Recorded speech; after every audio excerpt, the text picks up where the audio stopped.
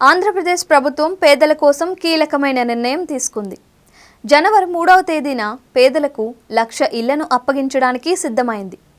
ఆ రోజు లబ్ధిదారులకు ఇళ్ల తాళాలను అందజేయనున్నారు. ముఖ్యమంత్రి చంద్రబాబు నాయుడు స్వయంగా ఈ కార్యక్రమంలో పాల్గొంటారు. ఈ సందర్భంగా ఆ రోజు జరిగే కార్యక్రమం గురించి పూర్తి వివరాలు ఒకసారి చూసేద్దాం. ఆంధ్రప్రదేశ్ ప్రభుత్వం జనవరి 3వ తేదీన 1,00,000 ఇళ్లను పేదలకు ఇవ్వాలని నిర్ణయించింది.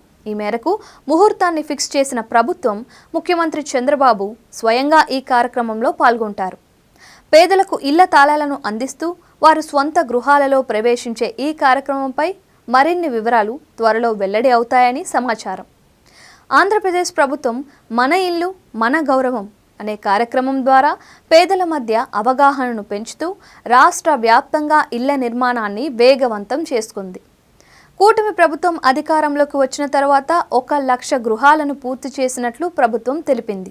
అలాగే 6.40 లక్షల ఇళ్ల నిర్మాణాలకు ఇటీవలే అనుమతులు ఇచ్చిన సంగతి తెలిసిందే. 2026 మార్చి నాటికి ఈ నిర్మాణాలు పూర్తి అవ్వాలని లక్ష్యంగా పెట్టుకుంది.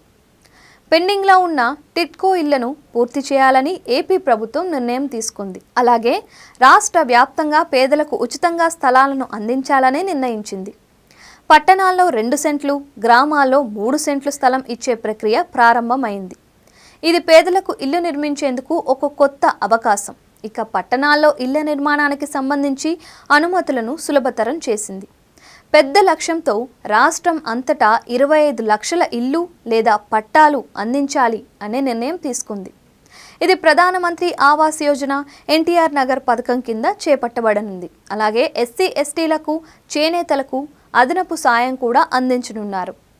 ఎస్సీలకు 50,000 రూపాయలు, ఎస్టీలకు 75,000 రూపాయలు, చేనేత కార్మికులకు 50,000 రూపాయలు అదనంగా ప్రభుత్వం సాయం అందించనుంది.